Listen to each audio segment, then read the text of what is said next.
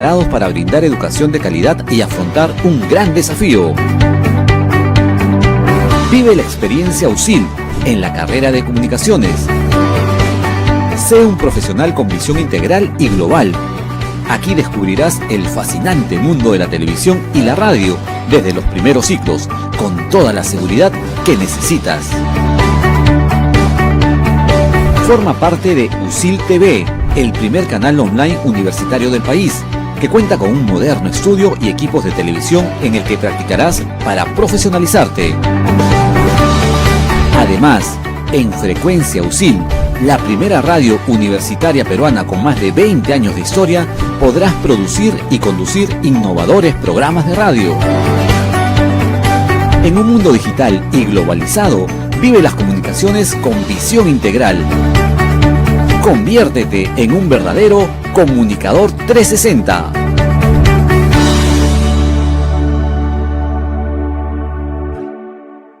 Una nueva forma de vivir la educación. USIL On Live, todo es posible. A mí, no me pongas horas ni peros. A mí, no me digas que no puedo. Hoy estoy llegando a 10K, pero luego llegaré más lejos. Si lo mío son los negocios, no solo estaré dentro de 4 paredes. Y si decido ser ingeniera, llevaré mis ideas a otro nivel. Tu pasión no tiene límites y nuestras carreras con visión global empresarial te ayudarán a llegar tan lejos como quieras. USIL, 25 años sin límites.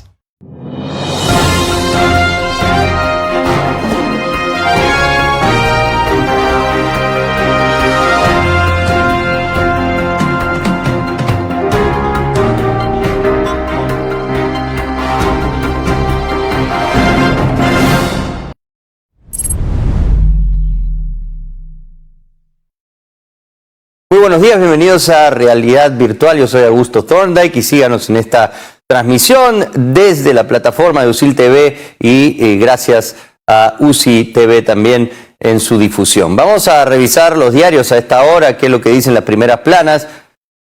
El comercio, personeras legales no ceden posturas sobre los debates.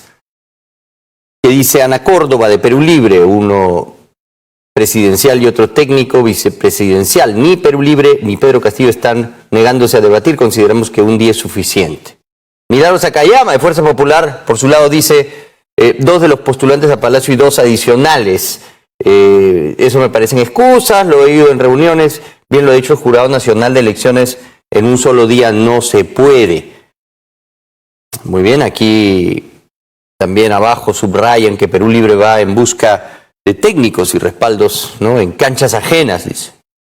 Blanco muy débil en su campaña, es el aspecto técnico, cómo van a ejecutar su plan, cuáles son las ideas, si se va a desmarcar del proyecto político inicial, que es, se entiende, el plan de gobierno que ha entregado Perú Libre al Jurado Nacional de Elecciones, que es este ideario y programa en el que la portada sale Vladimir Cerrón, ¿no? Se entiende que él es el autor de esto, que es un proyecto con lineamientos sumamente radicales, ¿no?, y peligrosos para la estabilidad económica, y bueno, que atenta abiertamente contra las libertades, nos cierra, ¿no?, ante la posibilidad de la globalización y del intercambio abierto, ¿no?, al mundo, que es lo moderno, y más bien concentra, ¿no?, todo en el Estado, un proyecto pues francamente peligroso para estos tiempos, pero no conocemos otro. Entonces se le está diciendo al profesor Castillo, oiga, ¿cuál va a ser el nuevo plan? ¿Con quiénes los va a ejecutar? Y él ha respondido ya con evidente frustración, ¿no? Que él va a decir en el momento que corresponda, que nadie le va a poner la agenda, ¿no?, en unas declaraciones bastante enérgicas que hizo el día de ayer. En fin, vamos a ver. Siguiente diario, La República. Revelan economistas consultados por nuestro diario, habría que ver quiénes son. Este modelo económico genera inequidad y desigualdad. Bueno, el modelo económico lo único que puede hacer es generar riqueza o no. Si cumple con generar riqueza y esta llega a las arcas del Estado, pues el modelo está funcionando.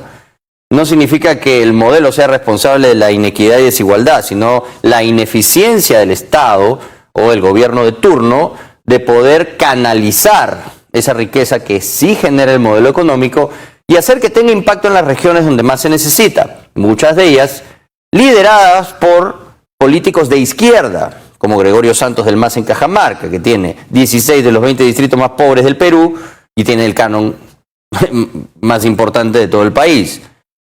Hay una mina de oro gigante ahí y aportan, ¿no?, dinero, pero no llega a tener impacto. Paredes Terry dice que Hernando de Soto pidió el Ministerio de Educación para su pareja. Lo cuenta todo durante una reunión con el equipo de Keiko Fujimori.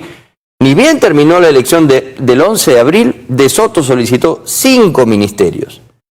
Keiko Fujimori: son absolutamente falsas las negociaciones con De Soto, nunca me solicitaron ministerios. Es falso lo que dice Paredes Terry, ha dicho la candidata de Fuerza Popular. Los últimos días de la campaña, según su versión, ingresó un nuevo equipo que estaba configurado por Gómez Barrios, Jorge del Castillo, gente ligada a la CONFIEP como Miguel Vega Alvear. Bueno, Miguel Vega Alvear siempre estuvo ahí, ¿no? El abogado Alfonso Morey fue quien le puso a Hernando de Soto en contacto con el candidato de Perú Libre, Pedro Castillo. Dice que él tenía el teléfono de Pedro Castillo. Correo: yo sabré cuándo pongo mi equipo técnico. Ahí está, esas son las declaraciones a las que hacía alusión al inicio. Entre gritos, dice, sí, fue una manifestación bastante enérgica, ¿no? Parecía casi a punto de perder los papeles el candidato Pedro Castillo. Él rehúsa presentar a las personas con las que gobernará, dice que lo hará cuando él decida. Luego de que trascendiera que Perú Libre rechazó el debate entre sus especialistas y los de Fuerza Popular, el ex candidato presidencial del partido, el lápiz exclama desde Bagua que a él no le van a poner la agenda. Claro, ¿cuál es el problema aquí? Que Perú Libre no tiene gente, pues. Entonces Fuerza Popular obviamente está tratando de capitalizar eso y evidenciar lo improvisado, ¿no?, de esta propuesta. De repente no esperaban pues estar liderando la segunda vuelta y no tienen cuadros y no pueden incorporar, ¿no?, a gente que pueda aceptar el proyecto tan radical que proponen. Entonces Fuerza Popular sí tiene gente, sí tiene sus especialistas, su equipo técnico, y le dice, bueno, vamos a debatir. Y ellos, como no tienen a nadie que mandar al debate, dicen, no me van a mí presionar, etc. Transparencia e Idea Internacional destacan la importancia de un encuentro entre los equipos técnicos, mientras el Jurado Nacional de Elecciones a los partidos en contienda a llegar a un acuerdo sobre el tema. Y Perú 21, el plan de salud que impuso Perú Libre en la región que aún gobierna, no se gestionó y terminó abandonado a su suerte. Cerrón enfermó la salud en Junín. Bueno, es una investigación de Perú 21 en la que evidencian la pésima gestión de Vladimir Cerrón en la región que le tocó a él liderar, que es Junín, y en el que hay pues muchísimos problemas y además una sentencia de corrupción. Muy bien, ya estamos con nuestros invitados esta mañana. Está con nosotros César Campos, analista político, y también alguien de la casa, Úrsula Smat. Ella es comunicadora de e-commerce y una especialista en marketing, y le damos la bienvenida de vuelta aquí a su casa, y por supuesto siempre dándole la más cordial bienvenida al amigo César Campos, un hombre con mucha experiencia que ha visto muchas campañas, y por supuesto será muy interesante escuchar su particular punto de vista de este momento que estamos viviendo en el Perú. Bienvenidos a ambos. Augusto, buenos días. ¿Cómo estás, César? Hola, Úrsula. Buenos días, gracias por la invitación también, y qué gusto estar por aquí por Lucil nuevamente. No, un gusto de tenerte. Y bueno, César, empezamos contigo. Primero una visión general, ¿no?, del momento que estamos viviendo. Está de más decir que es un momento difícil para nuestro país en muchos aspectos. Pero ¿qué vislumbras tú? Es el futuro que nos espera, ¿no?, cualquiera que sea el escenario final. Bueno, en esta etapa de la campaña electoral lo que estamos notando es la manera en que se afinan las estrategias, ¿no? Y una de ellas, tú la has mencionado en el repaso que has hecho de los titulares de los principales medios de comunicación, tiene que ver con la orfandad del candidato Pedro Castillo en cuanto a equipo técnico, ¿no?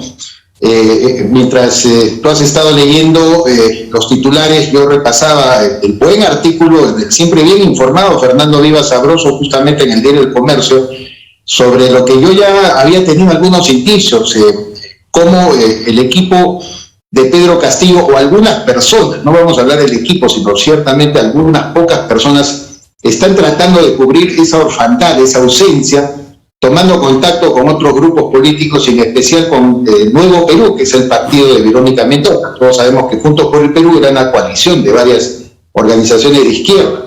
¿Por qué? Porque el Nuevo Perú evidentemente tiene quizás a las personas más solventes en cuanto a experiencia dentro del aparato público que pertenecen a la izquierda y colaboraron con el plan de gobierno de Verónica Mendoza.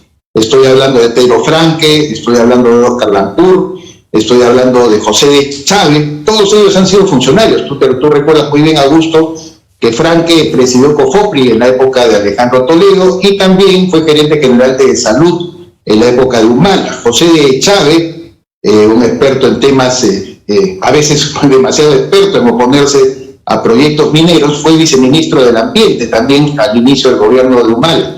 Y Oscar Lancur, director del Banco Central de Reserva en los tiempos también de Alejandro Toledo. De tal manera que ese equipo, que quizás sea el más solvente y el más experimentado, podría ser llamado para cubrir esta insularidad en la que se encuentra el señor Castillo, pero las malas formas, según dice Fernando Vivas, que es un detalle con el que quiero terminar el comentario, las malas formas que tiene este equipo que lo ha encerrado, que lo ha empoderado, que lo ha ensimismado a Castillo, ha hecho que ni siquiera respondan el saludo de Verónica Mendoza, cuando ella apenas se dieron a conocer más o menos las tendencias y los resultados, le alcanzó a Castillo felicitándolo por su triunfo.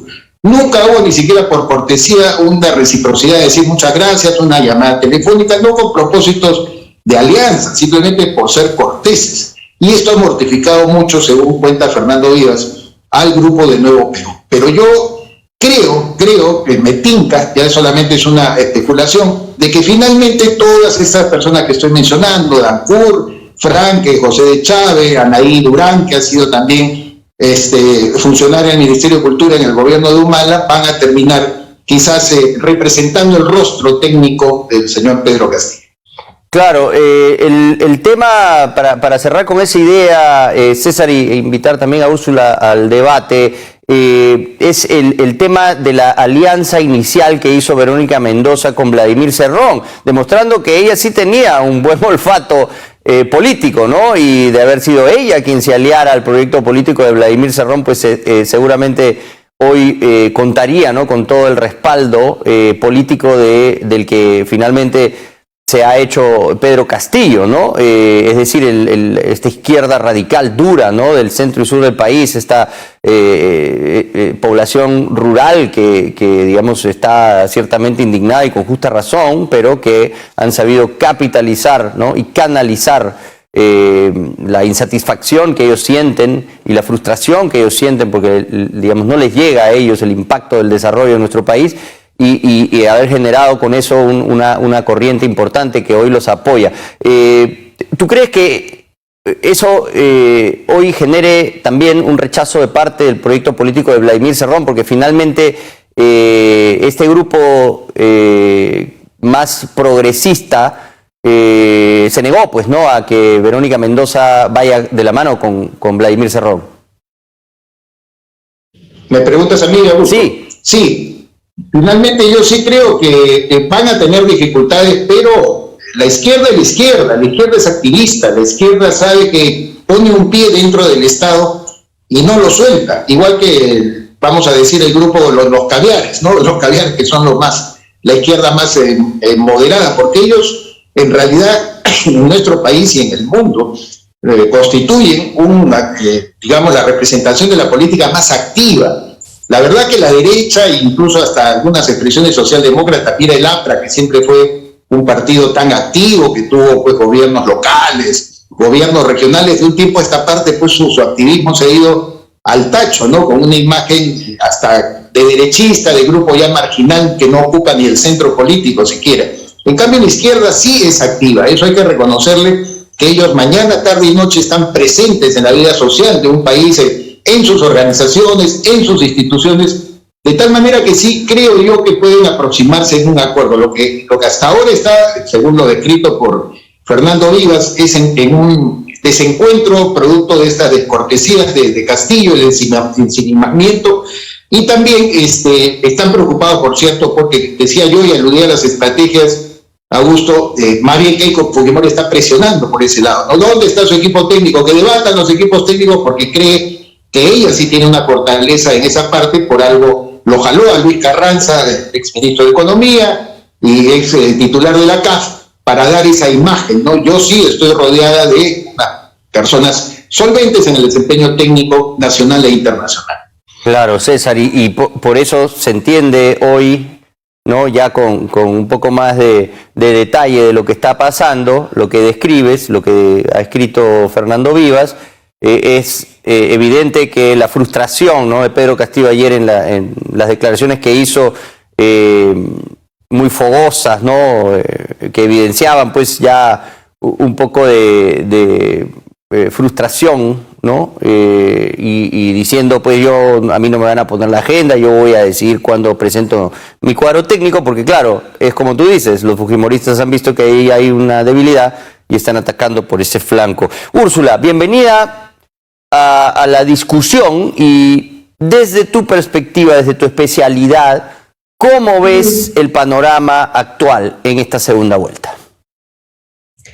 Bueno, la verdad es que, de hecho, acá estoy con un par de expertos. Yo un poco quiero darles cómo veo la visión desde el lado de comunicación y el marketing que están haciendo estos dos candidatos. La verdad es que vemos un escenario donde ninguno de los dos tiene un buen posicionamiento de marca personal, definitivamente, ¿no? Tienen una mochila y un presente muy duro por el cual están peleando. Efectivamente, la gente no está votando por un candidato, está votando en contra del otro, ¿no? Esa es un poco la situación en la que nos vemos ahora, y vemos dos extremos en el cual Keiko ha optado por su comunicación y todos los mensajes que da es alrededor un poco de lo que puedes perder, ¿no? Del miedo a este cambio, a esta propuesta tan radical que está ofreciendo Pedro Castillo, y tenemos a un Pedro Castillo que está posicionado en el tema más nostálgico de este Perú dejado de lado. Entonces,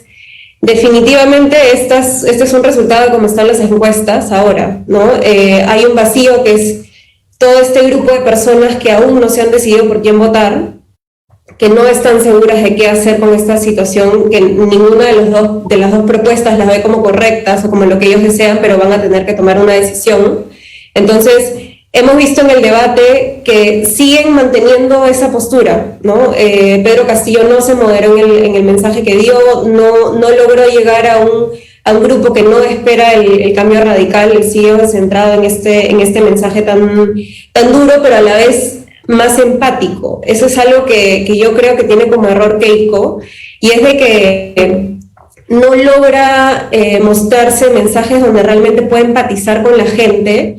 De hecho, ella tiene clarísimo que tiene un gran antivoto. Este antivoto está esperando de alguna manera que le compensen el que yo le estoy dando mi voto, a pesar de que no creo en ella, a pesar de que estoy en contra de todo su pasado, de todas las cosas que no necesariamente van acorde con los valores de quienes votan por ella. Entonces, Úrsula, ¿tú crees que en ese sentido hayan decidido sacarse los polos naranjas y, digamos, pasarse al polo de la selección peruana, a la bandera peruana, a las imágenes del país, para que, digamos, el mensaje sea, no estás votando por el proyecto fujimorista, que sé que de repente no te gusta, sino que estamos defendiendo, ¿no?, los valores democráticos de este país? Totalmente. Están apostando por dejar Fujimori, digamos, el Partido Naranja como tal, de lado, porque saben que esto la aleja de un gran grupo. Ahora, por ejemplo, durante el debate ella mencionó a su papá, Alberto Fujimori, a los cambios que él hizo en su momento. Claramente escuchamos ciertas pifiadas, y analizando esto, ¿qué podría causar psicológicamente en aquellos que le escuchan? Es como yo ya decidí mi voto por ti, pero me recuerdas de que sigues con esa línea, ¿no? Por más de que sea el papá quien lo hizo, sigue con la línea Fujimori. Entonces, creo que ese fue un error durante el debate mencionarlo. Creería de que si ella quiere ganar estos antivotos, no debería mencionarlo, debería tratar de hacerse al margen, pero efectivamente ella está optando por vamos por el Perú, ¿no? O sea, apostemos por el país, apostemos por el progreso, por la economía, por la libertad. Y también tenemos un tercer factor en juego, que es toda esta comunicación alrededor de no al comunismo.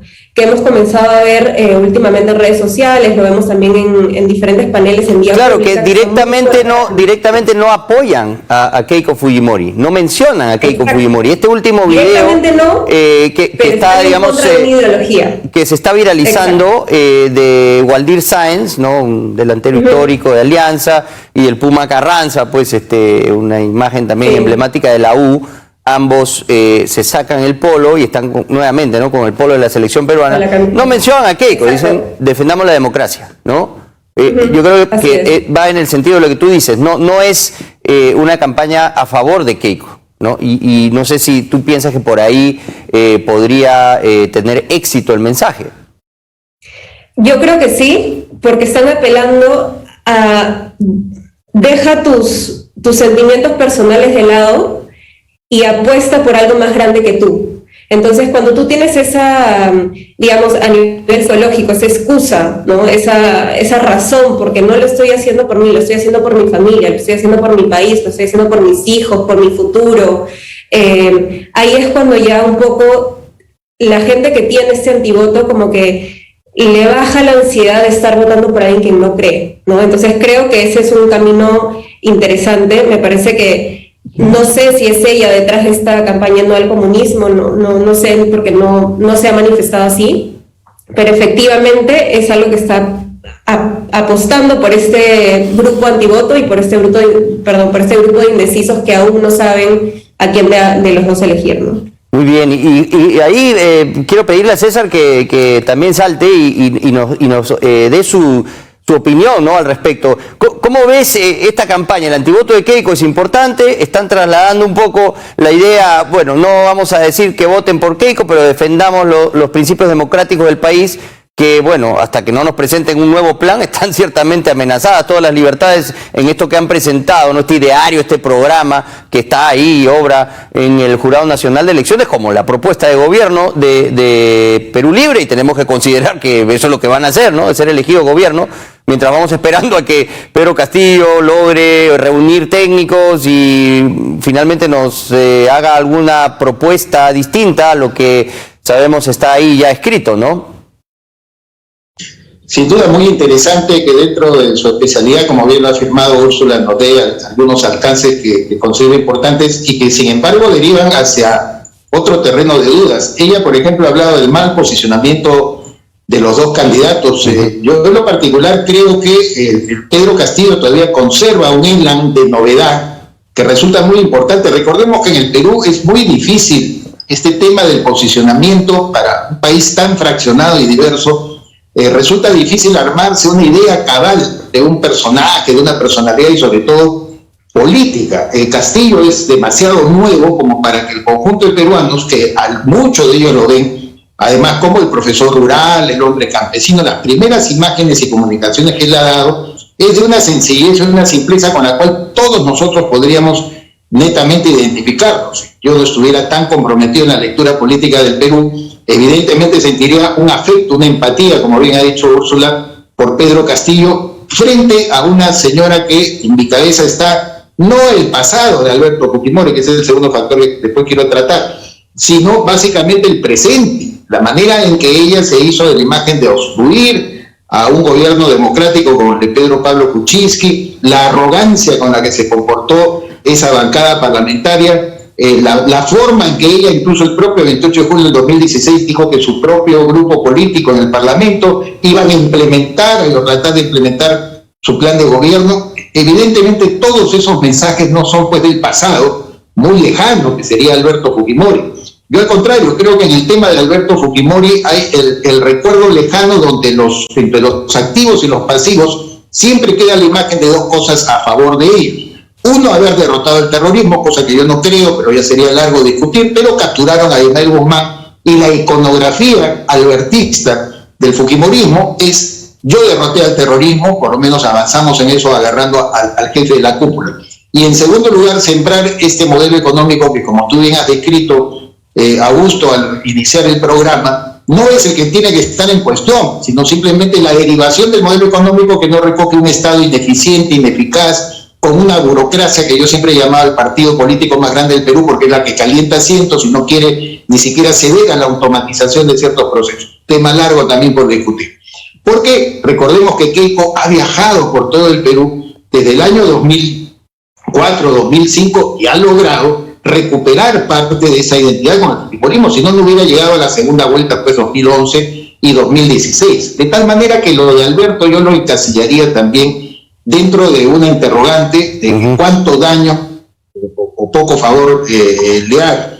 Eso yo lo que creo que fundamentalmente habría que ponerlo también sobre la mesa de discusión. Úrsula, hay un acontecimiento lamentable, por cierto, pero que, bueno, cuando estamos en campaña todo tiene un matiz político, y es el contagio de Kenji Fujimori de COVID, y él ha compartido en sus redes un video dramático, ¿no?, el que se le ve ciertamente afectado por la enfermedad, y ayer hemos visto que su hermana lo está yendo a visitar. Esto sin duda va a ayudar a cambiar esa imagen, ¿no?, de separación tan severa que se dio durante el proceso legislativo y la separación de Kenji, los videos que mostraban a PPK negociando los votos a cambio del indulto, y que, bueno, generó pues una división entre los dos hermanos que parecía irreconciliable. ¿Cómo tomas eso a nivel ya de emotivo, ¿no?, en los electores? De hecho, para ella es muy importante porque la imagen que tiene ella es alguien que está totalmente alejada de su familia nuclear, digamos, una persona de que su misma madre, con quien tiene digamos, es el vínculo más fuerte con el que una persona tiene, se le ve la distancia. Entonces, partiendo de ahí, ya tiene una imagen negativa de la unión y acercamiento que puede tener con lo más importante que es su familia. Entonces, inevitablemente esto deriva a ¿cómo puedo sentir de que ella se va a preocupar por algo más grande si no necesariamente lo está haciendo con su familia? Entonces, de hecho, este acontecimiento a ella le juega a favor, efectivamente. ¿Por qué? Porque la pone en una situación de vulnerabilidad, ¿no? Una sensación donde se le ve un poco más humana y cercana. Yo estaba comenzando a leer, de hecho, comentarios sobre estos temas para ver qué decía la gente. Y la gente decía, algunos decían, no, pero ¿a ella qué le va a importar si no le importa su familia? Y otros sea quien sea ella, sea la villana más mala del universo, es su hermano y definitivamente le va a afectar. Entonces, por más de que haya una imagen muy negativa en el sentido de falta de sentimientos del lado de ella, esto la pone vulnerable y la acerca un poco más a la gente. Definitivamente hay los dos polos, ¿no?, que siempre van a haber opiniones a favor o en contra, pero si se dan cuenta, tú a Keiko no la visualizas incluso como mamá, a pesar de que habla de sus hijas, a pesar de que, por ejemplo, se abrió un TikTok y ahí como que les mostraba un poco más, mostraba a sus perros, ¿no? Obviamente todo esto para humanizarla mucho más y acercarla más a la gente. La imagen de ella que refleja es tan dura que no necesariamente la visualizas tanto como mamá. Entonces creo que estos pequeños incidentes, así como Pedro Castillo tuvo su incidente que terminó en la clínica y esto le jugó en contra por comentarios que pudo tener la gente sobre viene en una camioneta, se va a una clínica privada, una de las más caras de Lima, entonces... O no quiere debatir, no lo hace para evitar enfrentarse a su rival. Claro, todo un show, ¿no?, que finalmente le jugó en contra porque todos hablaban de que se corrió del debate y también hablaban de dónde queda como tu doble discurso que tiene una explicación de por qué no va a una clínica. Claro, porque él se queja de los privilegios y lo atienden 6 doctores por una infección a la garganta, ¿no? Sí, definitivamente hay gente que va a decir, no, pero claro, la situación de la salud pública actual no es buena, lo que quiere hacer es cambiarla, pero la realidad es que finalmente está usando esos privilegios de los que tanto opina y comenta de manera negativa, ¿no? O sea, la verdad es que los privilegios no tienen nada de malo. El problema es de que no todos tienen ese acceso a esos privilegios, pero se está poniendo como en una bolsa de negatividad que tener acceso a ciertos privilegios es algo malo, y la verdad es que no es así. O sea, la realidad es que nuestro país necesita impulsar hacia arriba, no impulsar hacia abajo. Entonces, eso es lo que claramente tiene en contra, y bueno, y es algo que yo hablo desde el punto también de juventud, digamos. Lo que escucho a mi alrededor, lo que trato de escuchar un poco más de mi alrededor, porque nos quedamos con esa frase de que Twitter no es el Perú, y la verdad es que no es que Twitter no sea el Perú, la verdad es que no está todo el Perú en tu Twitter, ¿no? O en tu Facebook, o sea, eso está bueno, sí. Claro, finalmente las redes crean la burbuja, porque tú tienes ciertas son algoritmos pues, que te hacen rebotar en digamos, lo que más se parece a ti. Ese supuestamente era el mundo ideal, ¿no? Que habían planteado estos genios de Silicon Valley, que al final nos terminan ensimismando en nuestra propia realidad y nos perdemos en el mundo virtual y nos distanciamos de la realidad tan dura que viven nuestros hermanos peruanos, por cierto, y que tienen mucho por reclamar y hay mucho por hacer en ese aspecto. Pero no obstante, es realmente el plan, el ideario, lo que sabemos que quiere hacer el proyecto de Perú Libre, liderado por Vladimir Cerrón y cuyo candidato es Pedro Castillo, y que parece no transar, parece no querer moderar su discurso, no quieren ir al medio, no quieren una hoja de ruta como Humala. Ellos plantean este modelo absolutamente radical. Ellos dicen, somos marxistas leninistas y vamos a hacer eso. Y entonces eso también nos preocupa, porque no sabemos si finalmente va a terminar siendo peor, ¿no?, para las personas más necesitadas, un modelo que nos traiga lo que finalmente ha sido miseria en otras experiencias que ya conocemos. Con esa pregunta vamos a hacer una breve pausa y al regresar continuamos con la opinión de César Campos al respecto. ¿Nos asusta o no?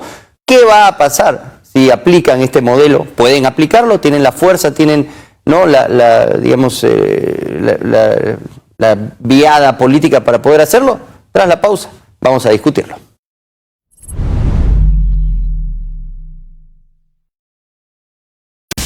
A mí no me pongas horas ni peros.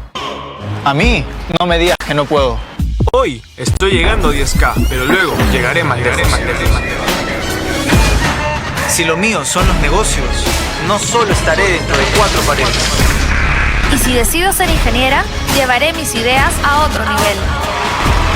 Tu pasión no tiene límites y nuestras carreras con visión global empresarial te ayudarán a llegar tan lejos como quieras. USIL, 25 años sin límites.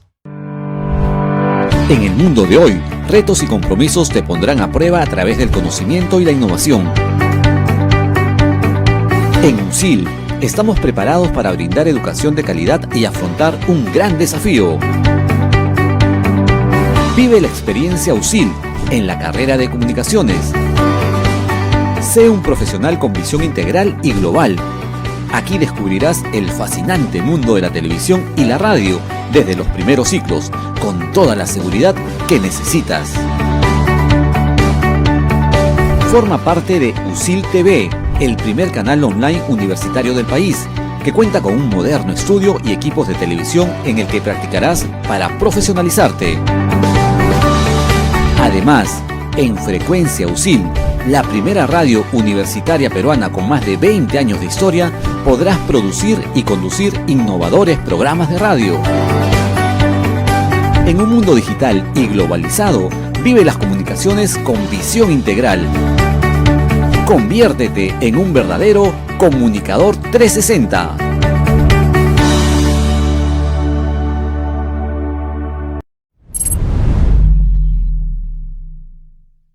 Muy bien, seguimos con nuestros invitados. César Campos, él es analista político, y también Úrsula Asmate, comunicadora, e-commerce y marketing specialist, egresada de nuestra universidad. Y lo que habíamos planteado antes del corte es la siguiente interrogante. ¿Qué pasaría, no, si se aplica a carta cabal lo que está escrito en el plan o el ideario o este programa, ¿no?, de gobierno que han presentado ante el Jurado Nacional de Elecciones en Perú Libre?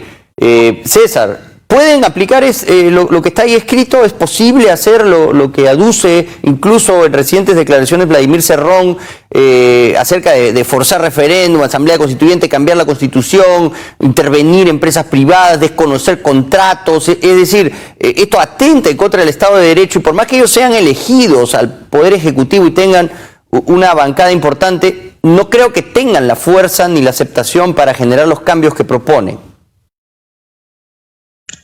Partamos de un principio, Augusto. En política, históricamente, todo es posible. O sea, nunca cerremos puertas. O sea, ¿sí te preocupa entonces? ni nos aferremos a una fortaleza institucional democrática peruana que valgan verdades no tenemos. Así es. O sea, partamos siempre de premisas en las que, aunque sean dolorosas, a mí, por ejemplo, me sorprende mucho de eso cuando todo el mundo sale, no porque el artículo 62 lo impide, porque no se puede desde el Congreso convocar a una asamblea constituyente. Por favor, en política todo es posible, todo es posible. Además, hay ciclos de la historia que se acaban y sobre todo en momentos de desorden social como el que vivimos ahora, agravado por la pandemia. No solo en el Perú, sino en la región. Es un momento muy difícil. La región está encendida. Lo que está pasando en Colombia es tremendo. O sea, es un momento de mucha inestabilidad en toda Latinoamérica.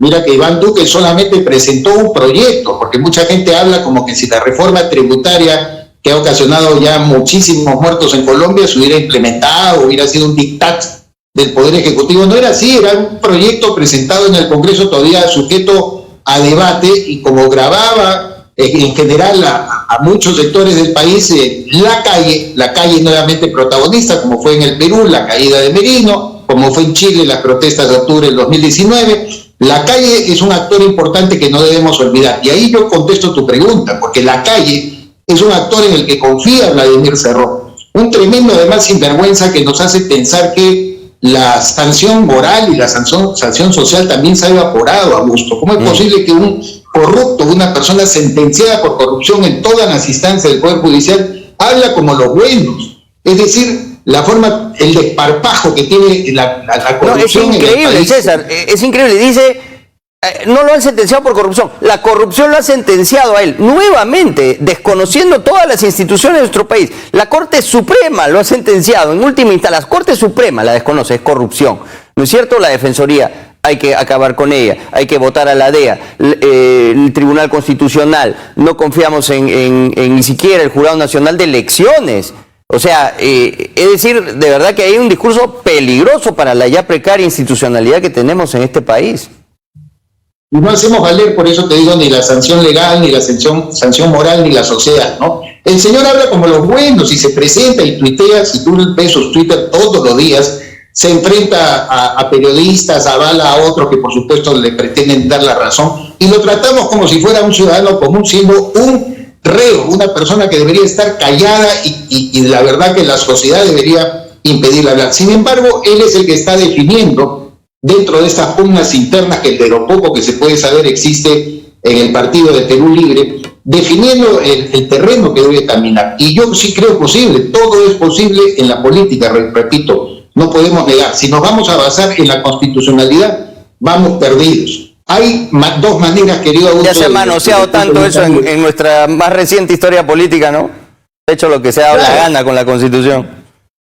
Tú tienes la vía inconstitucional, la que aplicó el señor Alberto Fujimori el 5 de abril del año 92, con el autogolpe, que después trataron ellos de justificarlo, que era por única vez, porque el Perú también estaba en una etapa disruptiva, cíclicamente e históricamente disruptiva, como la que estamos ahora. O aplicas la trampa constitucional, como hizo plebiscitariamente el señor Martín Vizcarra Cornejo, ¿no es cierto?, con esta convocatoria donde, por supuesto, el pueblo peruano, convertido no en ciudadano, sino en muchedumbre, te avala todo aquello contra lo cual, bien decía Úrsula, te quieres enfrentar, no a favor de algo, sino en contra de lo que quieres. Por ejemplo, la no reelección parlamentaria, que es una estupidez por donde se le mire. Hoy el 7% con experiencia legislativa son las únicas que han sido reelegidas. 7%, ya me imagino la cantidad de mamarrachos que habrán de presentarse en todo el primer semestre de la actividad del próximo Congreso. Era muy bajo el porcentaje, además, era muy bajo el porcentaje de congresistas reelectos, pero por lo menos teníamos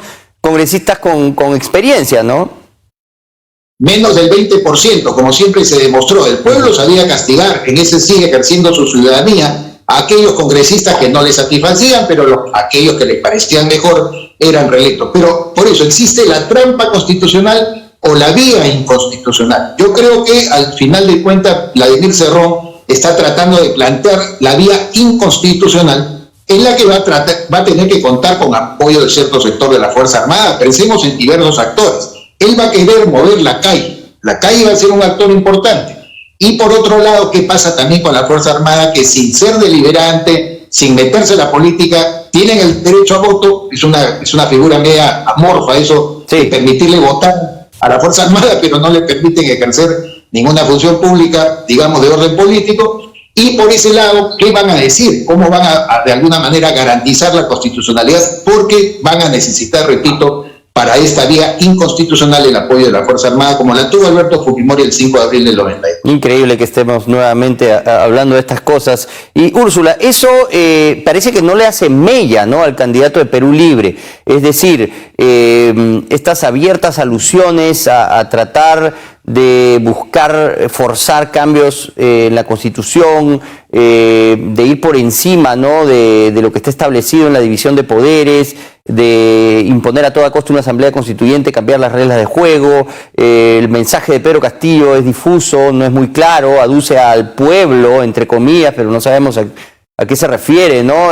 Finalmente, esa idea, ¿no?, ese paradigma del pueblo se usa muchas veces por gobiernos autoritarios para justificar, ¿no?, sus acciones, pero no es representativo de la gran mayoría, ¿no?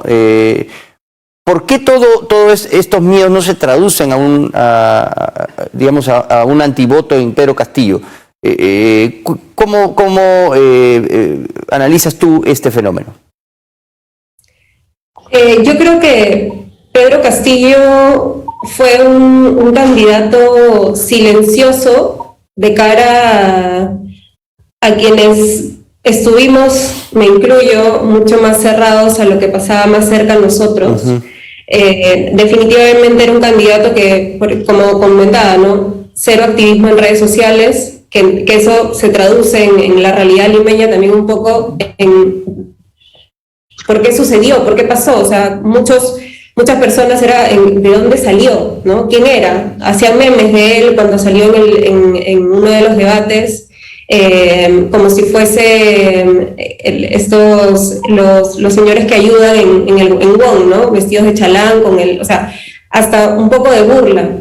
Pero ¿qué pasaba? Claro, la manera en que comunica es muy fácil de entenderlo, y al mismo tiempo es muy difícil entenderlo porque no está diciendo realmente algo.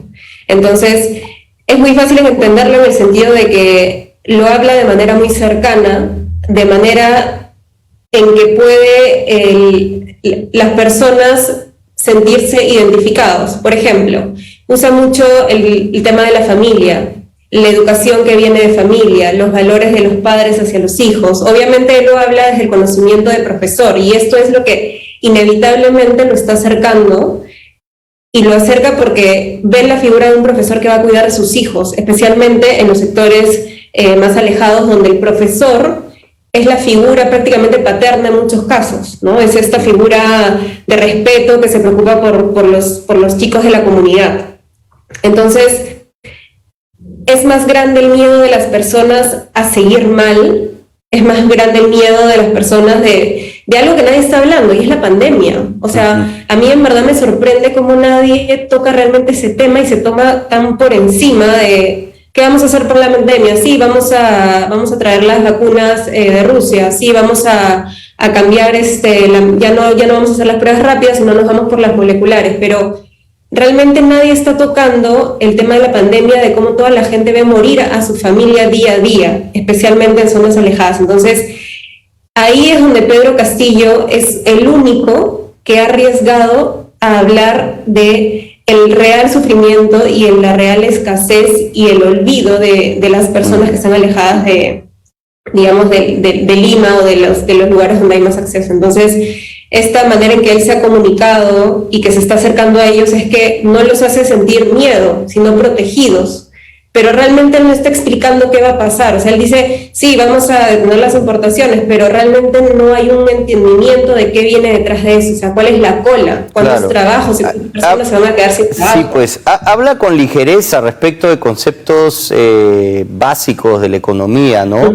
Y eso nos preocupa. ¿Cómo va simplemente a decretar no más importaciones, ¿no? Entonces, la idea que eso quiere transmitir es: vamos a solamente favorecer, ¿no?, a los productores locales, y con eso vamos a sobrevivir todos en el Perú, ¿no? Pero la verdad es que ya en un mundo globalizado, la importación es vital, ¿no? Es más, es imposible, ¿no?, que pueda subsistir un país como el Perú sin ningún tipo de importación. César, este tipo de conceptos calan en los electores, pero al final son inaplicables. Por supuesto, pero mira, es un concepto que no es proteccionista, que no solamente puede calar en una sociedad tan todavía débil como la nuestra, con una economía que, por más que tenga 20 años bajo un mismo modelo económico, tampoco se ha consolidado. Donald Trump también era un proteccionista, ¿no? Donald Trump también ganó las elecciones en los Estados Unidos prometiéndole, sobre todo a aquellas personas de Kansas, de Ohio, Idaho, toda la zona central, que se veía más bien desprotegida por la libre competencia que habían promovido todos sus antecesores, tanto republicanos como demócratas, ¿no? De hecho, cuando el Perú ingresa a firmar un tratado de libre comercio con los Estados Unidos, aquí en el Perú también, Augusto, costó mucho persuadir y convencer las ventajas que podíamos obtener de ello, justamente para que el peruano abandonara actividades que no son competitivas y más bien trasladara toda su energía, toda su fuerza laboral y de su trabajo hacia aspectos quizás más avanzados, industrializados. El éxito de todo, por ejemplo, el desarrollo agroindustrial de la costa peruana, migraban desde Loreto hasta La Libertad, hasta Lambayeque para participar de ello, migraban de Ayacucho, desde Puno, desde el centro del país hacia Ica, pleno empleo. Tú recuerdas cuando se hablaba del pleno empleo gracias a estas actividades. Esto es transformarse y reformarse. Todo ello fue destruido, curiosamente, por Donald Trump cuando comienza a zurrarse prácticamente en los acuerdos de libre comercio y a generar ese sentimiento populista, justamente, ¿no? De buscar, pero no, te voy a proteger a ti con tu pequeña producción que no sirve para nada. No nos va a servir ni para comer, ni para ser competitivos, ni para desarrollar bases nuevas, productivas, además fundamentados en la tecnología que podríamos lograr. Todos los aspectos del programa económico del señor Pedro Castillo, y peor todavía los de Vladimir Cerrón, siempre hay que comparar los grados de ineficacia que puede generar uno del otro, son realmente un mamarracho, tremendo, no tienen sustento, por eso técnicamente no lo pueden solventar. Un Pedro Franco no podría hablar en el mismo lenguaje pues del señor Cerrón ni del señor Castillo. Tendría pues que más o menos adornar el tema, criticando el modelo, claro, pero proponiendo alternativas. No, pero no podría estar de acuerdo porque ni siquiera Pedro Franque ni los otros especialistas pues que has mencionado, que son pues evidentemente socialistas, pero tienen al menos preparación en el ámbito económico y puedes sentarte y debatir con ellos y digamos, tratar de quizás incluso generar alguna discusión, pero lo que propone pues, Vladimir Cerrón es indefendible, no hay cómo sustentarlo. Y ese es el problema, pues que va a tener que afrontar ahora el candidato de Perú Libre. Se nos ha agotado el tiempo, pero les agradezco a ambos por haber estado esta mañana en este humilde programa. Gracias, Úrsula, por participar de este debate y muy contentos de tenerte de vuelta en tu casa. Y por supuesto con el maestro César Campos, siempre es un placer conversar. Te mando un abrazo a la distancia y les deseo a ambos que estén bien en estos momentos difíciles. Muchas gracias. Un abrazo para ti, Úrsula, también. Gracias. Igualmente, un gusto. Encantado de tenerlos. Hacemos una breve pausa, pero volvemos con la voz de los jóvenes aquí en USIL.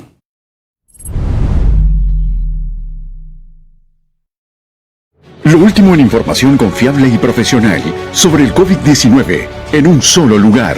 Alerta USIL, una plataforma informativa con recomendaciones prácticas para cuidar a nuestra familia, medicina y salud, alimentación y nutrición, educación física, bienestar emocional, artículos científicos. Alerta USIL, tu fuente de referencia para estar protegido. Búscanos en alertausil.com. Alerta USIL, una señal a tiempo te puede salvar la vida.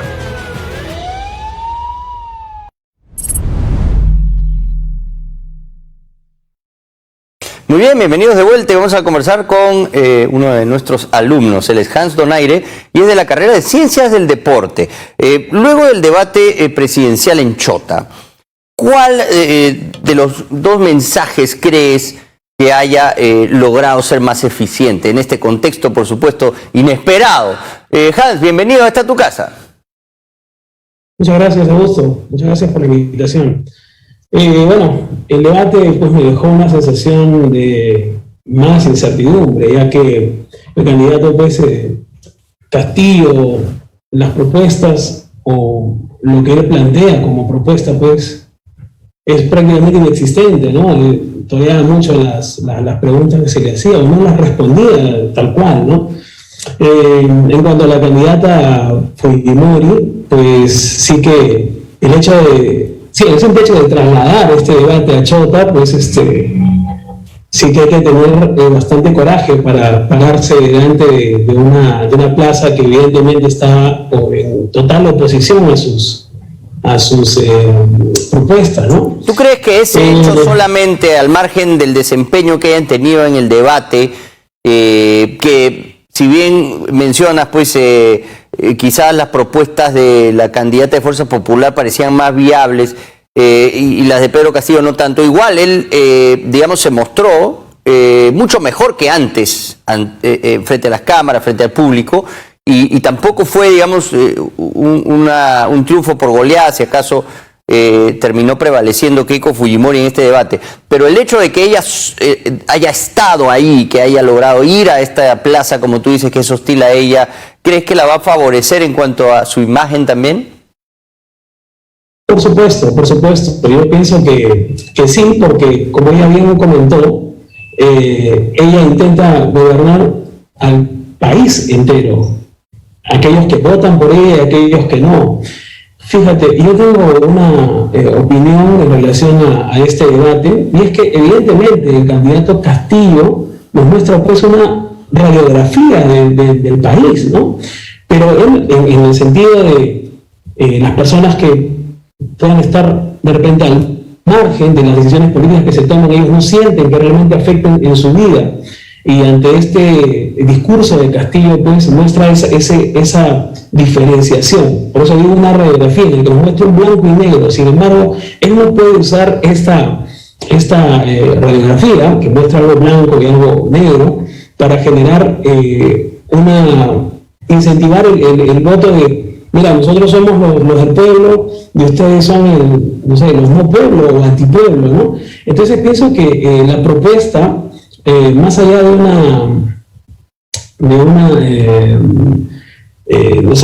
mostrarse como los que son más golpeados por todo, más es una arenga pues al voten o está mostrando una especie de odio, ¿no? Entre aquellos que explotan al pueblo, ¿no? Y aquellos que forman parte del no pueblo, que son básicamente pues la gente adinerada, clase A, B, ¿no?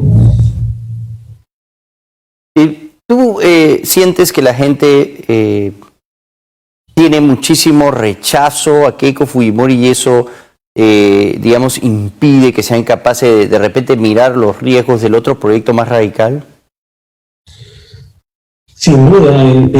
Para mí, este antivoto que tiene Keiko Fujimori, tal vez lo podamos ver desde lo que es Alberto Fujimori, el padre del Fujimorismo, pero también tenemos algo más reciente, ¿no? Que es el actuar del Fujimorismo, esta vez liderado por Keiko con el anterior Congreso. Entonces, tienes razón, o sea, es verdad, y eso también me parece muy interesante, porque también lo comentaba nuestro analista en la primera parte del programa, y es verdad, o sea, Keiko no es que tenga un pasivo por lo que pasó durante el gobierno de su padre, del cual podría desmarcarse, sino que ya hay también una crítica directa a ella como, digamos, encargada de un Congreso numeroso que la gente percibe como negativo y que finalmente es responsable, en parte, no de todo, pero sí en parte de la crisis política que hoy estamos viviendo.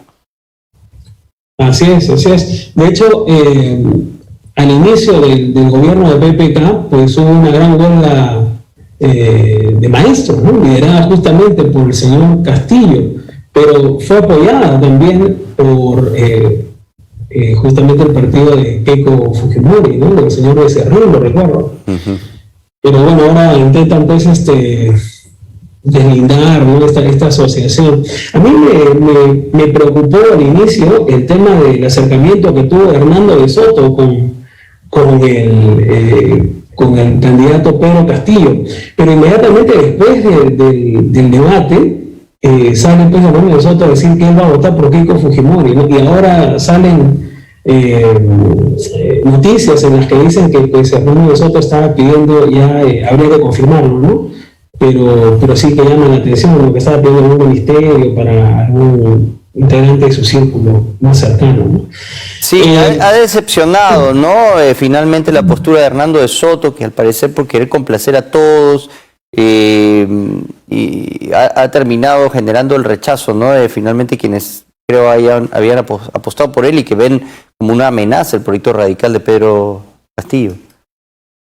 ¿De Pedro Castillo o de Vladimir Cerrón? No me queda aún claro quién es. Bueno, el plan que existe es de Vladimir Cerrón, ¿no? No conocemos otro en el momento, aunque Pedro Castillo aduce que va a presentar un nuevo plan, que va a presentar a los técnicos que lo van a acompañar.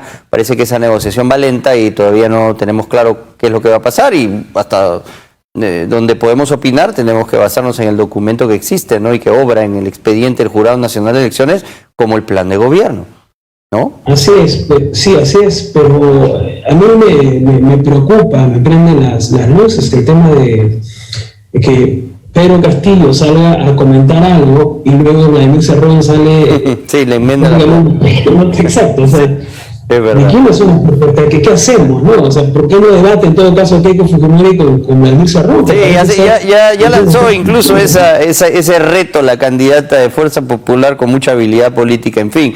Vamos a esperar a ver qué se va decantando. Estos días son críticos, esperemos que sea siempre lo mejor para la democracia y para el país, y bueno, siempre un placer escuchar la opinión de nuestros alumnos, que están siempre muy bien preparados, cada uno desde su especialidad. Así que, Hans, te agradezco haber compartido con nosotros esta mañana este espacio y te deseo como siempre lo mejor. Muchas gracias, Augusto. Un placer. Un abrazo para ti. Muy bien, la voz de nuestros alumnos aquí en UCIL, la voz fresca, joven, ¿no? Desde cada uno desde su especialidad, dándonos a conocer su punto de vista tan importante en esta coyuntura tan difícil. Síganos en redes, y bueno, estamos en Instagram, Facebook, también estamos por supuesto ahora en la plataforma de UCI TV, a quienes por supuesto le agradecemos esta colaboración, y con eso ya tenemos que ponerle punto final a la presente edición de Realidad Virtual. Que estén bien, que tengan un buen día. Conmigo será hasta mañana.